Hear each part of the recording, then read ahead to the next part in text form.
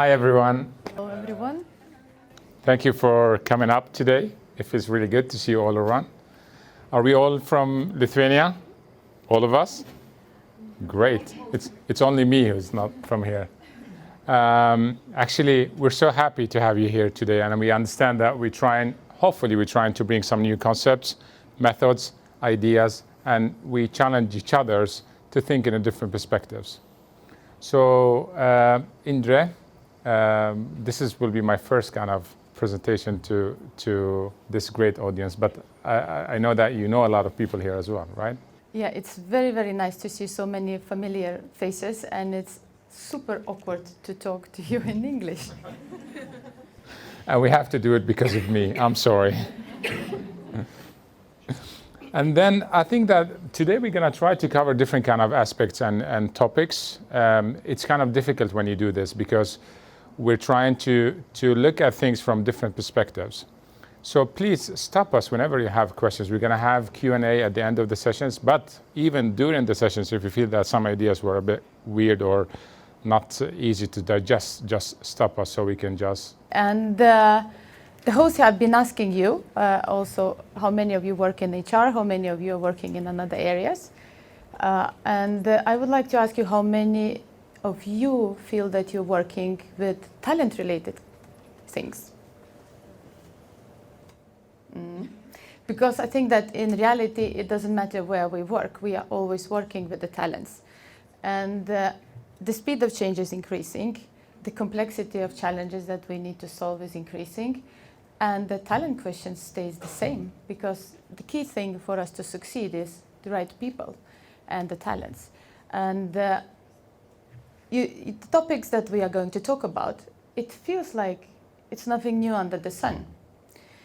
Because we talked about them for a number of years, about some of them, I would say even more than a number of years. And yet we can't find the best recipe. So what we will try to do today, and it's a big ambition, I think, Sam, we will try to discover, so what is the X factor to making it work? And it all starts with bringing in the right people. Yes. And you got a little bit of introduction, but we work together with Sam, and then maybe what I could say that Sam has one of the most impressive CVs in Sweden. People say so. Yeah, computer engineer, AI, all the... I think the weird thing is computer engineer and HR. That's a weird thing. But when you were choosing to join SEB or not, what were you thinking? I don't know what I was thinking. But to be honest, I was thinking first of what kind of possibilities I can do, what kind of environment I can just be part of. For me, this communication is very important. I was thinking of you. You're my manager. So what kind of manager should I have? No pressure. And of course, I wanted some environment that is open to change. And that's very important to me. I'm coming from different backgrounds, so to include technology within what we do was challenging, actually. So those kind of areas were I took under consideration. But what about you? You have an experience as well recruiting people in general and teams. So what do you think about, firstly, when you start recruiting people? What is the most important factors? Yeah, and I think it's a super good question, because I think historically when I was reflecting on it, what I've been always doing, the intuitive thing is to focus on the person. So what qualifications the person has, what the person knows, and in general, of course, all the personality skills, but basically you always focus on individual. What I've noticed that the key thing is how this individual will work with other individuals, being in a team. So I think from individual recruitment, in my mind and the actions, I'm trying to move more towards the team recruitment. And I know, Sam, that you have some experience on that. Yes. And a matter of fact, let's take it from beginning. We try to do some statistic to analyze situation in the upcoming 2 years in Vilnius. Why Vilnius? We care so much about Vilnius. For me, I wish that I moved to Vilnius instead of Sweden, because I believe that the culture is more open. Today. No, it's not. So we realized that by end of 2021, for example, I'm going to give you this small example. We're going to miss only in Vilnius 10,000 persons working with development. And that is more IT field, but that's an indication actually that we need to do stuff in a different ways when we recruit people. And that process, the art of recruitment, it's not simple. A lot of times when we recruit people, we focus on very clear aspects, like, okay, I need 3 years experience working with Java, 5 years of working with Angular, etc., etc. But what we forget to focus on is, okay, the other aspects. For example, it's like, who am I as a person, as a manager? What is the team? What is the dynamic between the team members? And a lot of time, we want always the best. We want high level of seniorities. We want high level of intellectual capacity. But in most of the situations, we don't need that kind of intellectual capacities or high IQ level. So what I think is so important is to identify first what I need for this specific task. Otherwise, you're going to end up with a lot of frustration. People just join in, leaving after a short period of time because they have much more potentials than what the role has. So it's a lot of questions to discuss. Is language important? Is high level of IQ important? All this kind of questions. And then at the same time, what you mentioned, Indre, which is a very important point, is this correlation between team managers and skills. Usually, the new art of doing recruitment is to focus something on, we call it team analysis. And we started to do this at SAB almost 7 months ago. So in a matter of fact, it's very fun and it's very great experience when we create a lot of things in common between teams. So we send, within IT and technology, for example, we send 2 types of tests. Personality test, the second test is a technical test. Based on the results, we can just identify how the dynamic between the team members are working from a collective point of view, from a team point of view.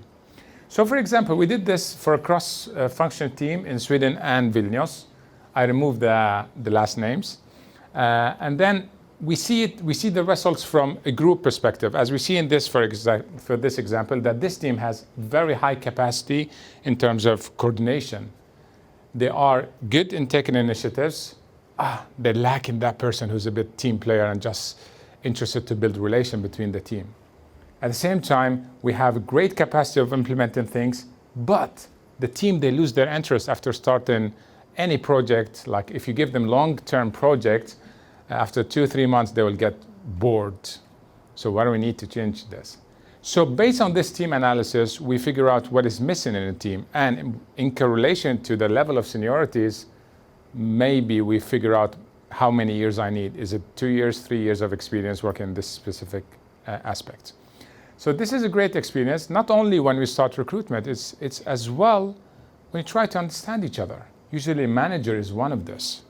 So we do the personality test and the technical test sometimes to the manager as well. And that's not only IT, it could be all other areas. So that's one of the areas that we are talking about. But at the same time, I forgot to mention one thing here, and it's going like now in the wrong direction. No, actually, okay. Sometimes when we focus on only personality and the technical aspects or whatever are the skills, we forget a very important element, which is as well important, is the diversity. And it's about overall diversity. Yes.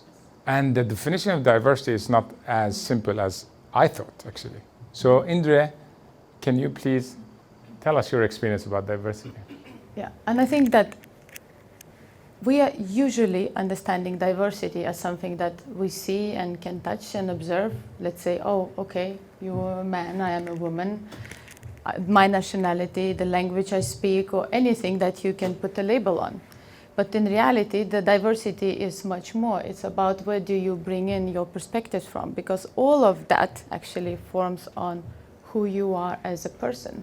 And you are always more than just a woman, your nationality, and all other things.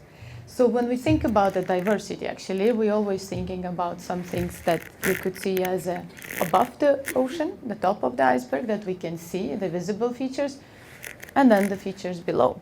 And in SCB, we actually chosen to think that the thinking styles is the key thing that we want to focus on. In order to get there, of course, we have to go through a lot of things that we see, because this is what brings these thinking styles in me. But the key thing is on how I contribute to the team. Which perspectives do I bring? And have you seen any of those? How many of you have seen anything that you didn't think that it was a part of diversity below the ocean? Have you seen something new? I never thought that like we have different opinions could be a very extremely important element in setting the diverse way of working, but usually we think of the other elements much more. So, and I think these are the experiences that shape us the most. And for example, Sam, you originally come from Syria. Yes. You moved to Sweden some time ago. Yes. And you moved to SCB some time ago. Yes. What was that experience? It was weird. I remember when I met the first company I worked with, actually that was more than 7-8 years ago. It was at the beginning exotic. I don't look like the same. I look different. I have a dark hair and stuff. So at the beginning it was exotic. Before a lot of immigrants came along, then the experience was a bit mixed. But I remember at first I've been asked a lot of weird questions. Actually, in my first interview I did in Sweden, my manager asked me, is it okay to be in a room surrounded by mixed genders like girls and boys? I said, what? What? Where do you think I'm coming from? And the second question was, is it okay to be on Friday nights surrounded by people who drink alcohol? I said, what? Of course it is okay. So it was a challenge at the beginning. But then people become much more open, and then it has to do something with the way that you force yourself. Guys, I understand that you're insecure about including something different, but at the same time, I really encourage you that give us a chance so we can just introduce ourselves in the best way. But you have experience as well, Indre. You move within 4 years between 3 big countries, Luxembourg, you work with Lithuania, and Sweden right now. So what is your take in terms of working with diversity?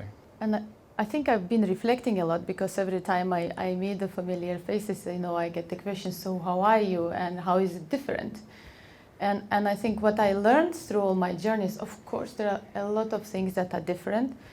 And I had the moments when I felt like, oh, I am labeled because I am from certain part of Europe, or, because I am a woman, or because how I look, etc. Exactly the same ways as you are.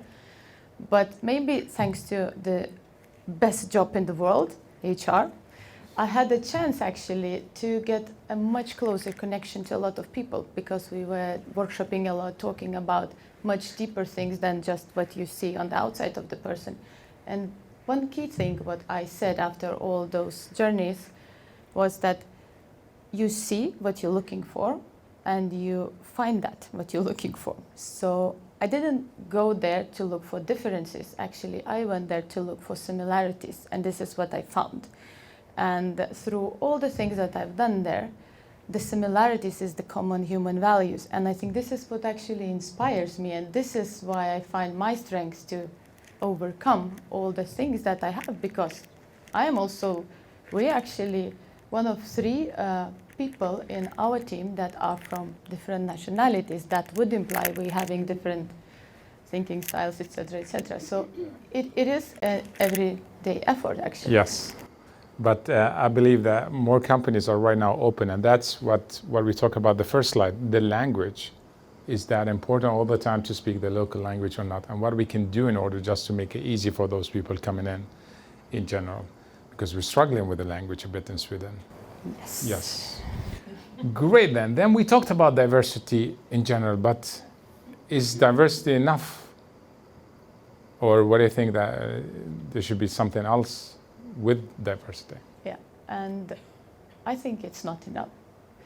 And I think usually what you can see is like it's so natural to focus, oh, let's bring in more, men into HR and things will change, or let's bring in more different nationality people and suddenly we become international company. No, it doesn't happen. Actually, the magic happens when they become part of it. And if we're talking about the different ways of including people, the most 4 common ones that we could see before you reach the inclusion, it's like a total exclusion. I think it's very easy to say, well, you are outside, we're going for a drink, but you're not drinking on Fridays, so sorry about that. It's the segregation. The Swedish people are going to have the fika and we're going to have a coffee all day from outside. And it actually doesn't happen, but that would be a segregation, more or less. We continue operating in the separate groups. We can have an integration, but we can continue talking about how we are different. So we could have this fika, but then we would keep focusing like, oh, okay, so Sam and Indre, you're so different, or for example, other way around. Or we could try to say like, it's a simulation, let's skip it, it's so hard to be for who I am. So then I will change my behavior, I will change for who I am, and I will try to adopt myself. So you would call that assimilation.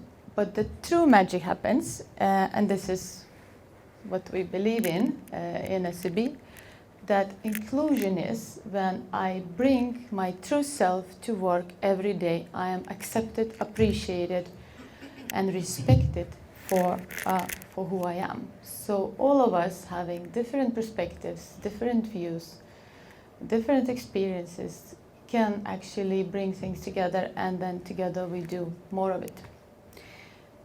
And the next question then could be like, okay, but what do you need to reach that stage? And you can also, again, focus on a lot of different external things, but we believe also that it starts from the leadership. And leadership, I think this is what I meant when I said that nothing new under the sun. We still talk about the leadership. I think that you can take from the humankind history to these days. Everything is about that. And it's both self-leadership and the managerial leadership, if you may.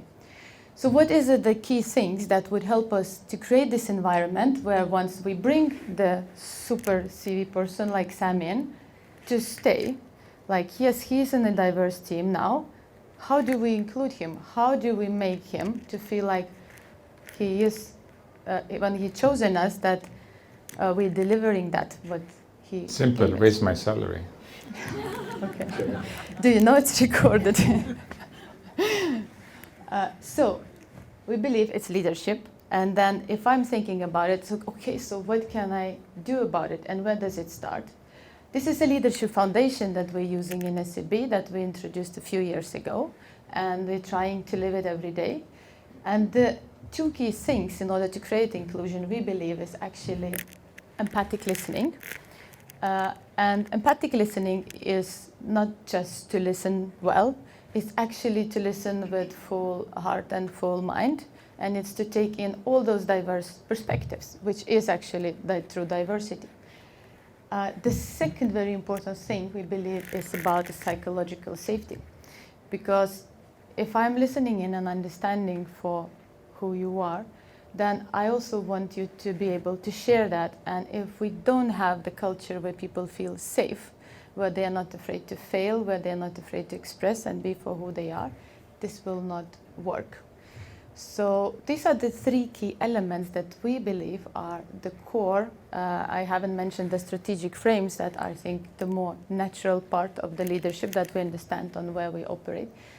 These are the 3 ones that are core in order to affect all of those areas. And as you saw in your agendas, there will be a separate workshop where you will be able to explore more of that. Okay, we talked about bringing in the best people that we're looking for, finding them, attracting them. We do the perfect match. They are coming into the team that is diverse, high-performing. I could release my full potential, be true myself. My manager is great. She's not raising the salary, but still, She's doing all the empathic listening and trying to create a safe environment.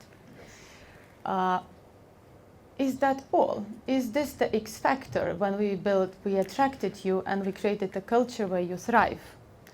How do we make it happen? Is that all? I think that we're missing some stuff. So let's figure out what is the X factor at the end of this presentation. But we can talk about a very important part that will help us get in there, which is trends, tools, my favorite topic. So here I'm going to try to reflect some of the new ideas and concepts when it comes to working within staff in an HR area in general. Today I'm going to talk about chatbots, about gamification, robotics AI. I'm going to talk as a service, agile and virtual tribes, and I'm going to talk about data analytics. So chatbots is a new concept. It's not new concept, but it's been widely used more and more and more in order just to help us filtering and screening the applications in a more automated way. So what happened is, like, imagine if you have an ad right now published, you're looking for a front-end developer or looking for a team lead. So within the ad, at the end of it, you're going to receive a lot of questions from, like in this form, it's automated questions. And you will answer those questions because you are going to be given choices. And based on that, the system behind this will filter the applications to different subcategories. Like this is category who has more experience. This is category who's been working with this technical areas, for example, or this is a category that have been working with this. So you get more help in order to sorting out your profiles before even starting. So this is chatbot. It's been increasing so much recently. And I believe in terms of communication, it's going to take more automated way in the near future rather than just asking these questions and do these interviews over the phone before that. But of course, that's needed as well. The second one is when we're talking about gamification. The concept, I think, is very familiar for a lot of us, but I think that we need to implement and just start thinking from that perspective more and more. So what is gamification? For those who didn't work with this before, it's a tool when it can help you really measuring the skills of the people that you are planning to recruit. Usually we have two separate ways of assessment. We have personality tests, it could be different methods, and we have gamification. Personality test, it's more of a, you ask questions and people will answer it. So if you ask several questions or people pick several areas when they show that their side of creativity, then the test results will bring that, this person is creative. But it's more of a reflection about the way you see yourself. Gamification comes from a different angle. It measures your way of working. So by playing small games, usually it's 9 games, each one of them will take 5 minutes, the system will monitor and record your activity, how speed you are, how fast you are in just making actions. What is your capacity to solve problems? How organized you are?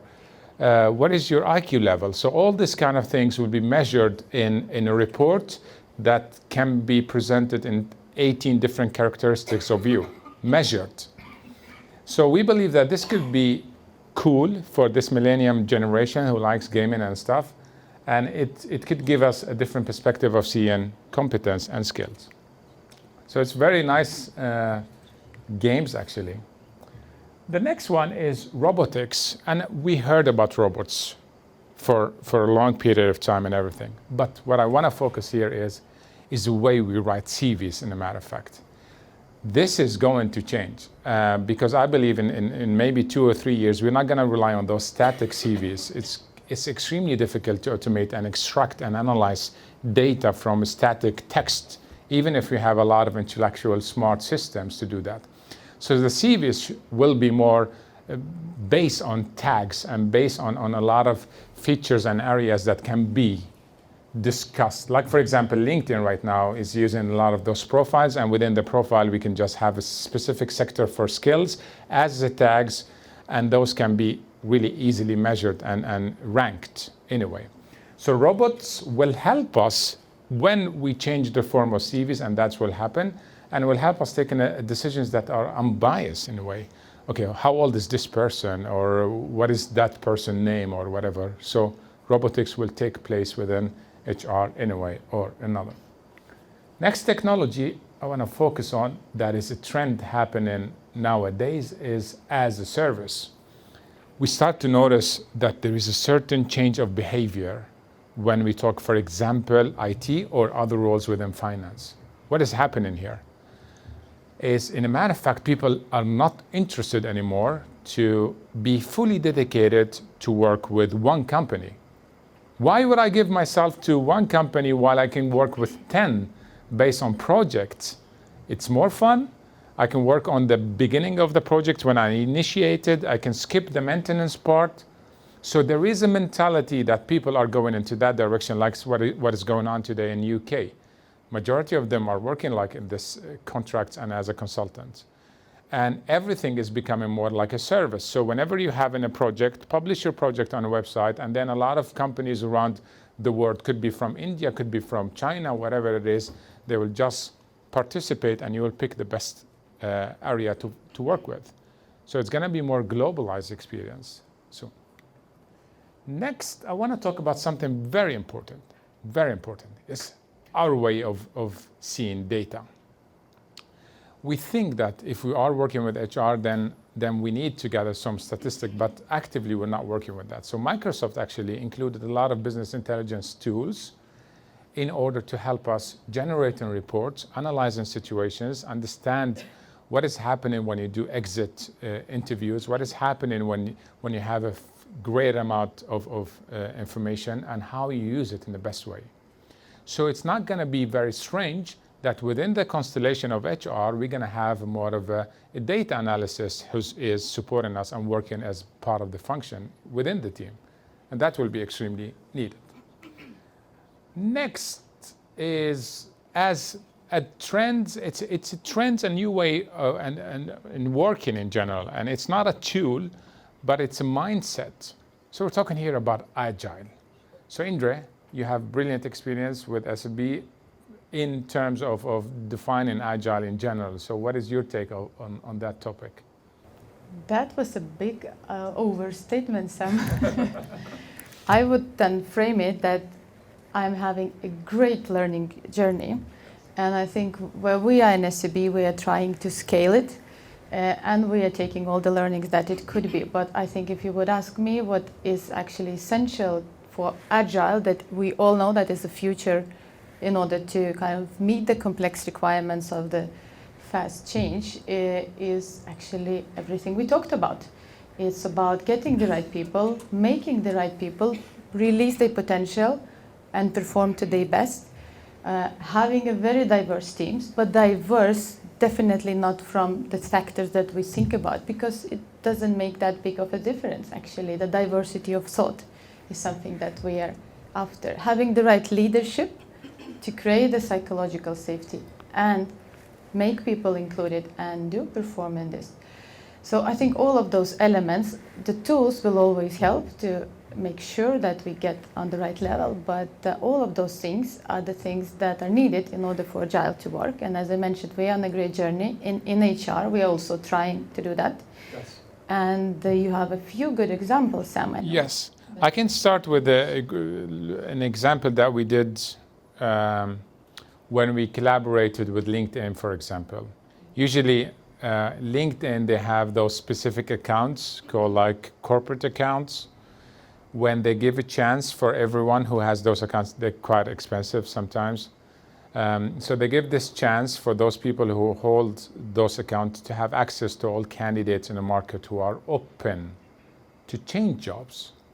At the same time, it gives you a capacity to synchronize with your colleagues whenever you are searching for candidates and hunting for candidates. So all people having those accounts will have one open database where they can see each other's communications with the external partners. So those accounts were a great concept. But for us, it's like, okay, are we going to adopt this experience from HR, or are we going to just try to generalize it? So in a matter of fact, with help of Indre and her support, we signed an enterprise agreement with LinkedIn. So what is happening right now, we are 16,000 persons working at SAP. So each one of us can take one of those corporate accounts. As a result, what will happen? It's simple, but it's a life changing, it's a mindset changing, the one that we're expecting to happen in ways of collaboration between business and HR. Everyone will work in HR eventually. Yes, hopefully that's the aim, even for those people who are not that big fan of HR. So before that, the process for us to find a person to bring in to the team was a bit complex, because it has a different kind of stages, starting from identifying needs, discussing the profiles with the managers, writing an ad, start the search, and sometimes in certain positions and situations, we need to actively contact maybe 200 till 300 persons in Sweden in order to book one person. And after this long period of time working with this search, then we will have telephones, interviews, and then we book them physically, and then we do assessments, and then we do references, and then negotiation, and then screening. It's a long process. By having this LinkedIn agreement with the managers as a mindset of working agile, it will be shortened.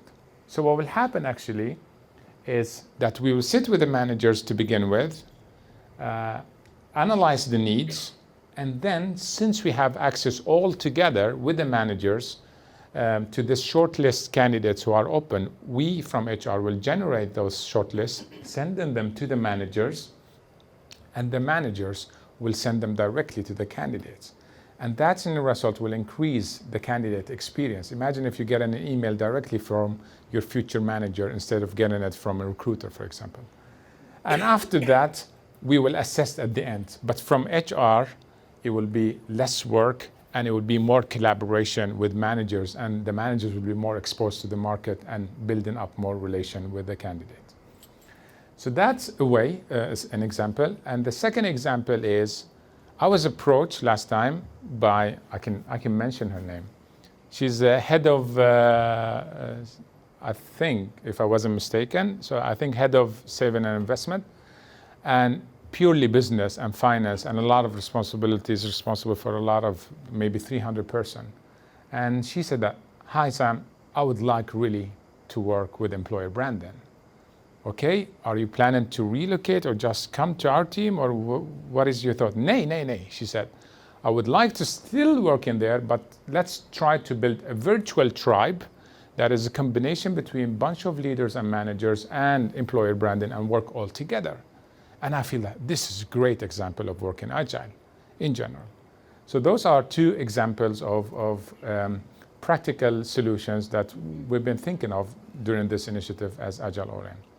But right now, Indre, we talked about a lot of things. We talked about, begin with how to analyze the needs, how to think differently in terms of identifying what is important for you.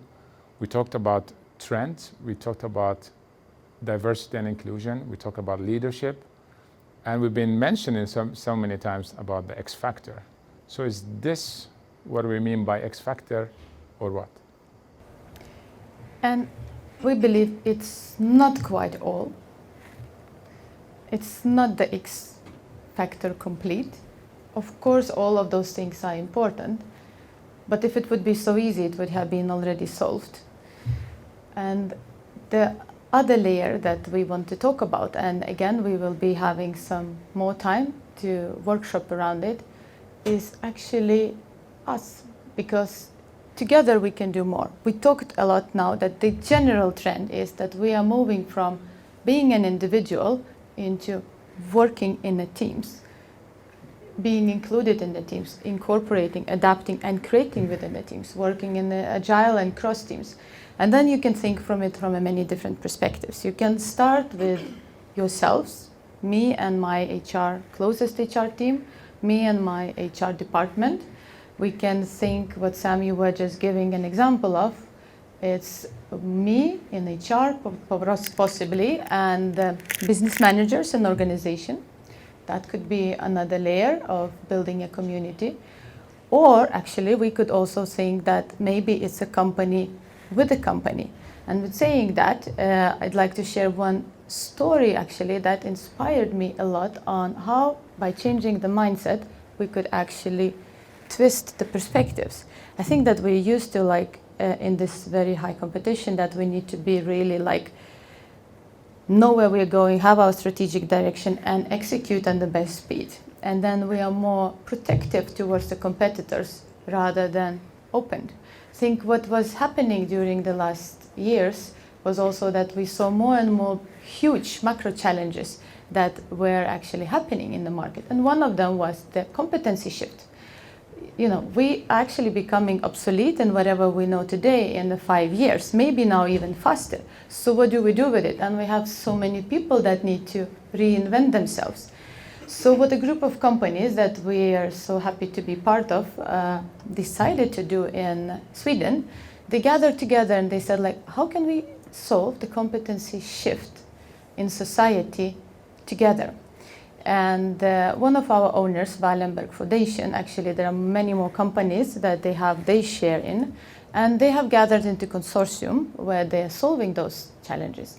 And then they said, so how can we solve this competency shift together? As a result of that, there was a startup created that said, like, let's think about it. Let's create a platform where we could together grow and learn. And not only within inside our companies, but actually exchanging. And I strongly believe that that's only the first thing that we're doing. We are learning now together. I think, Sam, you also mentioned that, you know, it's the different changing ways of expectations from the employees. They want to work in a more diverse and different ways. So maybe the next thing will be that we will start sharing talents. You never know. But I think this is where the part of the X factor lies, because we have to expand our thinking and think big and think society. This is how together we do more. Another example of great collaboration between companies who are doing the same things is, for example, like Apple and Samsung. So Apple is buying the screens right now from Samsung. They created different channels of communication, and that's similar to what HR in general are doing. Those kind of events in general create more common things between all of us as a community. So if I understand you correctly, so what do you mean by the X factor is, apparently I don't understand you correctly. So what do you mean by the X factor is? I don't know. Okay, let's figure out together. What do you say? It's you guys. You are the X factor. You are the element who can just get all these things, tools, way of thinking, mindset, all puzzles in one single area. So without you, without your effort, your motivation, your capacity to be open and challenge ourselves, then nothing will happen. So actually the X factor is you and all these people who are interested to make things different. And it starts every day, one step at a time, with you taking an action. And it doesn't matter where you work. Yes. And we have a great example here. Have you changed your mind about the HR is the best thing or not yet? HR is still my hobby. Nah. Wrong answer. We'll talk about it. Yes. Great then. Then it's now time for questions. I wanted to ask, during your presentation, you have shared a little bit about the collaboration between the companies. Maybe you can give some more specific example and elaborate on that. Yeah, and I think the example is something that we are super proud, and I'm looking at my colleagues here, that we just launched a few months ago, because to me that was example of the super speed as well, because I think one of the things when we think collaboration, we think long time and big efforts. So these few companies, they created a startup. The startup was established within 3 months. This startup within 9 months developed the first prototype. Then this first prototype was launched for the test, and it was launched for all 16,000 in August in SEB. So we're having our new own corporate university with cutting edge things working, which started just because a few companies decided, let's solve it together instead of solving it alone. most probably we would have gone this big project way if we would have done it alone. And the coolest thing, I have to share that, because I was in the pilot as well. The coolest thing is that usually when you think your organization, university, or learning system, what you do is you learn yourself or you learn with your colleagues. Here we're actually expanding. So there were the 5 companies that at the beginning. So we are learning together with all the employees from those 5 companies. So just imagine the diversity of thought that we are getting when we're talking with people from Scania on how to drive digital transformations. Thank you. Demante, maybe you can look at the Menti. What do we have in there? Have we received any questions? Oh, yes, we did. We have quite active participation in that. I really see so many great questions. I'm not sure if we will be able to cover all of them together with you in this short session, but let's start, don't even know where. First one maybe, about the recruitment. The question is, what is the main difference of recruiting tech and non-tech people? Very brilliant question. Smart question, actually. Usually, we thought that there's 2 separate different areas, but in matter of fact, there is a lot of similarities between the concept and way of attracting people. IT is merging a lot of functionalities within finance, especially when you work with banks, etc. So I don't see that there is a huge difference right now to attract people working with finance, for example, or other sector is as challenging as recruiting people with tech. So from my perspective, I think, you should follow the entire process, the same assessment, not a big change. Of course, there is IT people are a bit more under huge pressure from the market. They receive so much email, so much requests, so we should respect time there a bit more, so we have shorter way of assessment compared to other roles when we have a bit more stretch, when you can just have a longer way of interaction. Can I lead a little bit? Because I think it would be super cool if you would share example of how you find them with the ad that is written in code. Yes. Because I think this is the key difference, like it's so hard to find them. Yes, for example, when I talk about programmers, what we do is, even if it's so difficult, within our ads right now we have links that takes all the developers to our, we call it developer garden, to our website, GitHub, when we share all the codes libraries with them. So they get to know our culture and way of thinking in terms of producing functions and procedures in a very direct way. So they can see the codes and they can just interact with that. So this is a way of sharing the tech area with them. Great, Yes. thank you. We have so many questions, so it's really difficult to pick one, actually. All of them are so good. Maybe the one that I would ask Indre to tell us a bit more. Is SEB HR department think about generation mix in teams, and is it important to have a mix? Very brilliant question, actually, and now I just realized that I forgot to mention age as a part of the diversity, and I always say that what I appreciate the most in the teams that having a balance between enthusiasm and energy and the wisdom, because I think in the speed, the wisdom brings you down on the right pace and getting the right balance. So yes, we do think a lot. It's part of bringing in the diversity of the thought, and it's about making the right mix. Yes. This is exactly what we're trying to do. Yes. And can I add something here? Sure. My mic is not working, but I have. It's like, usually this is a very sensitive topic, actually, and sometimes we think that to have a mix is it's always positive. But if we don't take care of that mix, then we're going to end up with a lot of complex solutions. Imagine yourself working in a team that is more responsible for administrative kind of jobs, and you bring a different type of personalities and put them all together. And usually we do this mix whenever we need high level of creativity, high level of bringing new ideas, when we are in teams that are initiating new projects. So bring this constellation, too many mixed personalities and way of thinking, and put them in the maintenance area is not going to work, for example. The other side, if you're going to just try to be so creative and have a team who's responsible to bring initiatives and bring people who are similar to each other, it's not going to work. People, they need to be more different in order to challenge each other. So I think it's it's super important to analyze what you need first and what kind of the task that you're going to work with before you decide how mix you should be or not. And I'm not talking here about the mix of gender or something. I'm talking about the mix of thoughts and ideas and way of working and collaborating. Let's jump to another question. Our listener is saying thank you for the presentation first. Thank you for the feedback. What business objectives or challenges are you solving at the moment? What keeps you awake at night? Everything.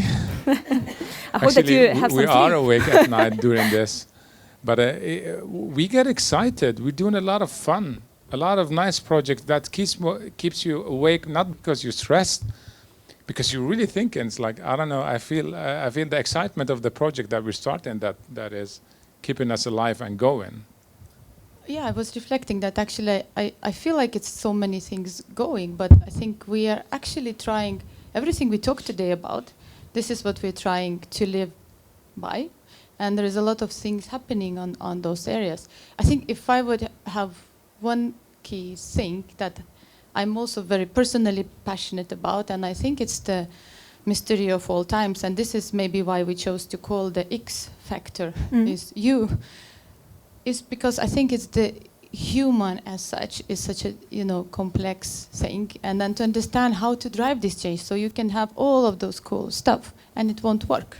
So I think this is one of the key things, how to make people want the change, how make them feel relaxed and safe in this. How do we take and choose the right pace? Because nothing will happen if we will just get too excited and say, oh, new system, let's go for it. And no one is using it. So I've said that change management, I think this is something that I constantly think about and dream about, I think.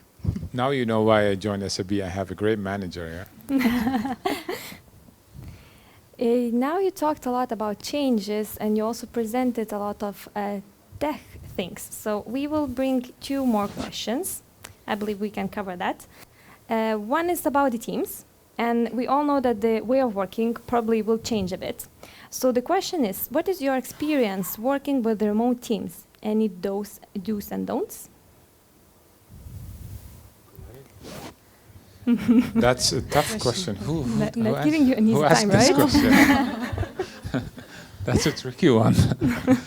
Actually, I have it from different perspectives. I notice, for example, if I want to give a practical example, is my way of seeing the differences in terms of working in Lithuania and Sweden, for example. And sometimes you have remote team working, performing here and there, and the mentality is completely different. That kind of needs and hunger to grow and participate and service-oriented is different. So I think remotely it's challenging, of course, given the fact that we need to communicate and coordinate on a very high level of skills, but it brings something new to the team. It's really positive in most aspects. And I think I would go back to what we talked about. I was just, thank you for giving me time to reflect now. Yeah. But I was just reflecting that there is always tango takes two, right? So there is Yes. always a manager leading the remote team, and there's always employee either being in the remote team or being even in the closed team in the same team. So I would say tango takes two. What I would say for the manager, focus on inclusion, because that's a very basic thing to do, because once you feel included, then you are bringing your best self. And for the employee also, I was reflecting about my own experience moving so many countries and being, now I am in kind of the group HR, but I was always, on the side, bigger side, smaller side. I would say is the self-leadership. And we talked a little bit about that as well, that it's the leadership, but it's also self-leadership, taking initiative. And then, again, it's like one feeds to another. You create psychological safety where people feel like they want to, and they will take initiative eventually. Great, that's really great answer.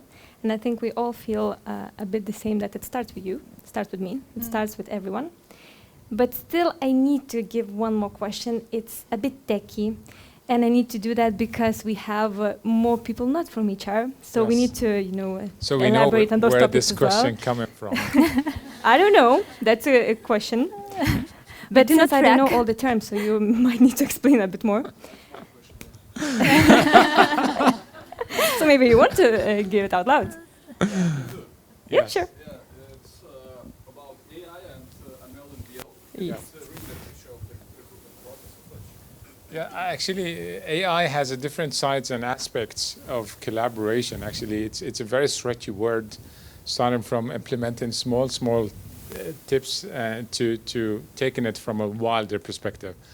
But definitely, I think the human element should be always there. You're talking about sensitive data. You're talking about different level of evaluation than when the human opinion and way of assessment should be needed. Of course, our network and neural network can learn, will learn, but to what extent it will learn and in what direction it will learn.